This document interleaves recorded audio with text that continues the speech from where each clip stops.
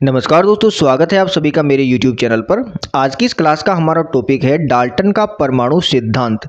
और इस क्लास के जो नोट्स हैं वो आपको लिंक मिल जाएगा वीडियो के डिस्क्रिप्शन में। वहाँ पे आपको टेलीग्राम चैनल का लिंक मिलेगा। वहाँ पे मैंने इनका जो भी नोट्स है उनका PDF बना के टेलीग्राम पर अपलोड किया हुआ है, और वो आप लोग डाउनलोड कर लीजिए और उसको लिख लीजिए।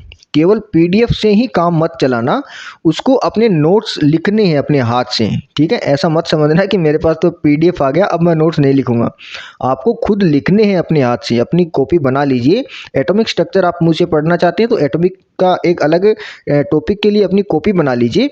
उसमें आपको अपने नोट्स बनाने हैं, क्योंकि जब तक आप लोग अपने हाथ से लिखोगे नहीं तब तक आपको चीज़ें समझ में आने के बाद में भी समझ में नहीं आएगी, ठीक है। इसलिए आपको नोट्स तो साथ साथ में लिखने ही है। ओके, चलिए शुरू करते हैं। आज का हमारा टॉपिक है डाल्टन का परमाणु सिद्धांत। तो डाल्टन ने ये जो अपना सिद्धांत है वो 1808 में दिया था, ठीक है। 1808 में डाल्टन ने अपना परमाणु सिद्धांत दिया था। अब सवाल ये आता है कि क्या 1808 से पहले परमाणु के विषय में क्या कोई नहीं जानता था? माने जब परमाणु की खोज 1808 में हुई मानी जाती है तो क्या उससे पहले किसी को परमाणु के विषय में कोई जानकारी थी ही नहीं? ये भी अपने आप में एक सवाल है।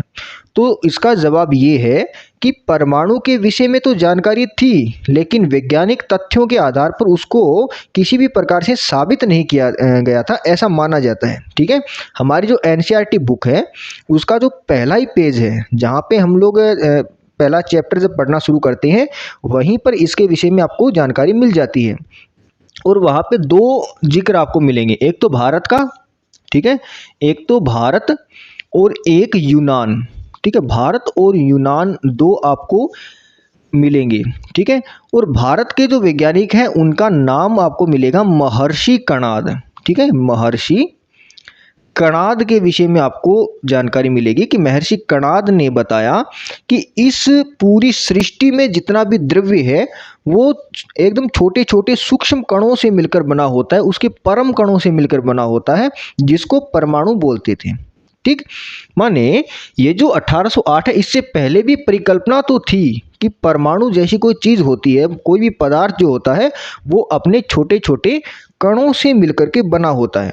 लेकिन वैज्ञानिक सिद्धांतों के आधार पर पहली बार ऐसा मानते हैं कि डाल्टन ने बताया था, इसलिए इसका क्रेडिट दिया जाता है।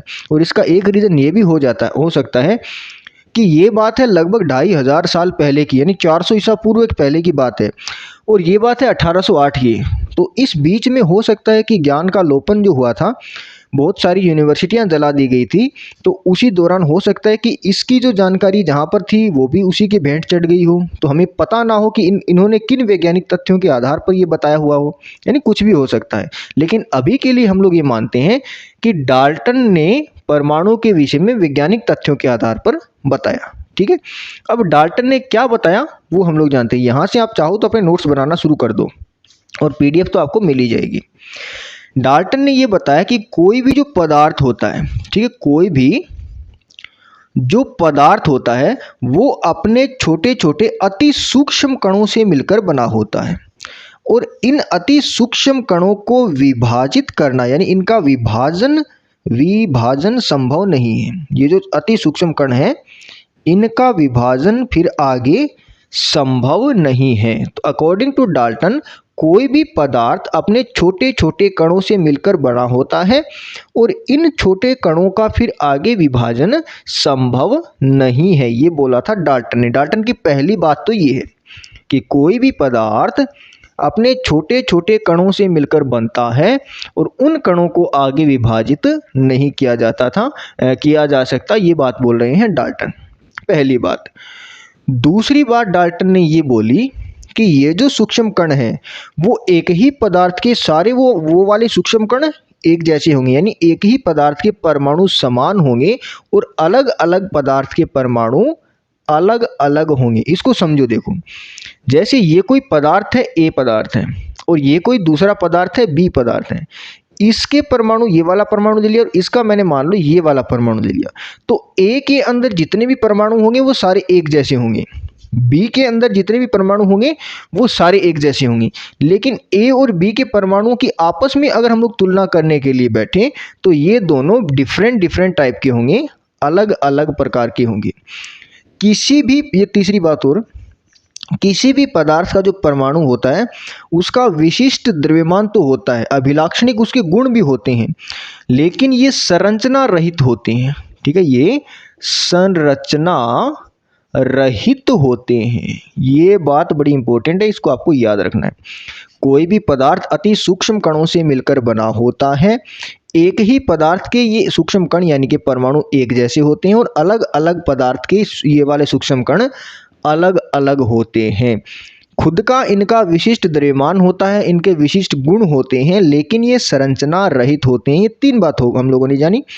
चौथी इंपॉर्टेंट बात ये है, इसको भी आपको ध्यान में रखना है कि जब कभी भी कोई केमिकल रिएक्शन होती है, जब कभी भी कोई केमिकल रिएक्शन होती है तो उसमें परमाणु ही भाग लेते हैं। ठीक है, केमिकल रिएक्शन में कौन भाग लेते हैं? परमाणु ही भाग लेते हैं। जैसे पदार्थ ए ने पदार्थ बी के साथ में रिएक्शन करी तो ए के परमाणु बी के परमाणुओं के साथ में अभिक्रिया कर रहे होते हैं। ठीक है, तो केमिकल रिएक्शन में परमाणु ही भाग लेते हैं।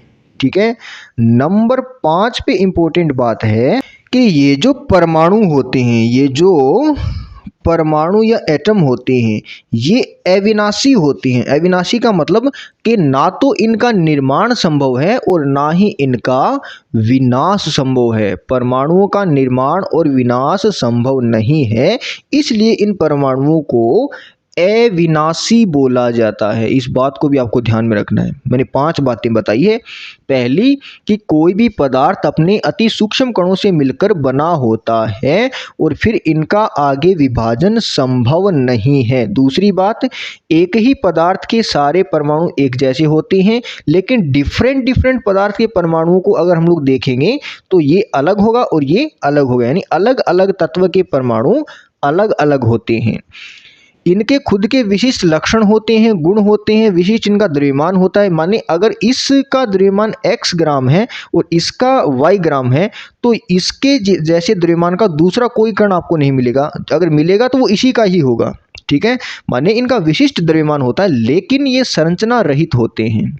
ठीक है, ये तीसरी बात आपको याद रखनी है। चौथी है कि जब कभी भी केमिकल रिएक्शन होती है तो उसमें परमाणु ही भाग लेते हैं। और पांचवी इंपॉर्टेंट बात ये है कि परमाणुओं का निर्माण और विनाश संभव नहीं है। ठीक है, ये डाल्टन के परमाणु सिद्धांत की बड़ी ही इंपॉर्टेंट बातें थी। अब इसकी कमियों के बारे में भी हम लोग थोड़ी सी चर्चा कर लेते हैं कि डाल्टन के परमाणु सिद्धांत में कमी क्या थी। तो कमी नंबर 1 आपको ये ध्यान में रखनी है कि डाल्टन ने बोला कि परमाणु एक सूक्ष्म कण है जिसका विभाजन संभव नहीं है। लेकिन जो 20वीं शताब्दी है हमारी, जो 20वीं सेंचुरी है, उसके आसपास आते आते इलेक्ट्रॉन, प्रोटॉन और न्यूट्रॉन इन चीज़ों की भी खोज हो चुकी थी। माने अब हमें ये पता चल चुका था कि परमाणु के अंदर भी और सूक्ष्म कण हैं, और अंदर है तो मतलब परमाणु का विभाजन संभव है। ठीक है, तो पहली कमी तो ये हो गई कि डाल्टन ने बोला कि इसका विभाजन संभव नहीं है, लेकिन इनकी खोज होने के बाद में हमें ये पता चल गया कि परमाणु का भी विभाजन कर सकते हैं। लेकिन वो एक अलग बात है कि इनका स्वतंत्र अस्तित्व कैसा होगा कि नहीं होगा, वो एक अलग विषय है। लेकिन इसको तोड़ा तो जा सकता है, हालांकि इनका स्वतंत्र अस्तित्व नहीं होता है। ये अगर आप ऐसे देखोगे कि इलेक्ट्रॉन वहाँ पे पड़ा हुआ था, ऐसे आप नहीं कह सकते हैं। इनका स्वतंत्र कोई अस्तित्व नहीं है, ये परमाणु के अंदर ही आपको मिलेंगे, लेकिन इनको तोड़ा तो जा ही सकता है। दूसरी कमी इसकी ये थी डाल्टन के परमाणु सिद्धांत की कि इन्होंने बोला कि केमिकल रिएक्शन के अंदर परमाणु भाग ले रहे हैं, लेकिन वो किस प्रकार ले रहे हैं। ठीक है, वो बॉन्ड किस प्रकार से बना रहे हैं। कुछ परमाणु ऐसे होते हैं जो 3 बंध बनाते हैं, कुछ 4 बनाते हैं। जैसे कार्बन का एक परमाणु लोगे तो कार्बन 4 बंध बनाता है, और ऑक्सीजन का लोगे तो वो 2 बनाता है। इस प्रकार से अगर नाइट्रोजन का लोगे तो वो 3 बनाता है। तो वो किस प्रकार से बनाते हैं, माने कौन सा परमाणु जब किसी रिएक्शन में पार्टिसिपेट करेगा तो वो किस प्रकार से रिएक्शन करेगा, उसके विषय में भी जानकारी नहीं मिली थी। तो ये कुछ कमियां थी डाल्टन के परमाणु सिद्धांत की। इसमें इम्पोर्टेंट चीज़ ये है कि डाल्टन का परमाणु सिद्धांत क्या है, यानी ये जो 5 पॉइंट मैंने आपको बताई हैं ये इंपॉर्टेंट है। साथ में ये कमियां भी आप लोग ध्यान में रख सकते हो। तो ये है डाल्टन का परमाणु सिद्धांत। आई होप इस वीडियो से आपकी थोड़ी बहुत हेल्प ज़रूर हुई होगी, और आगे भी यदि आप मेरे साथ केमिस्ट्री पढ़ना चाहते हैं तो चैनल को सब्सक्राइब करके नोटिफिकेशन बेल ज़रूर दबाना, ताकि आने वाले वीडियोज़ के नोटिफिकेशन आपको मिलते रहें।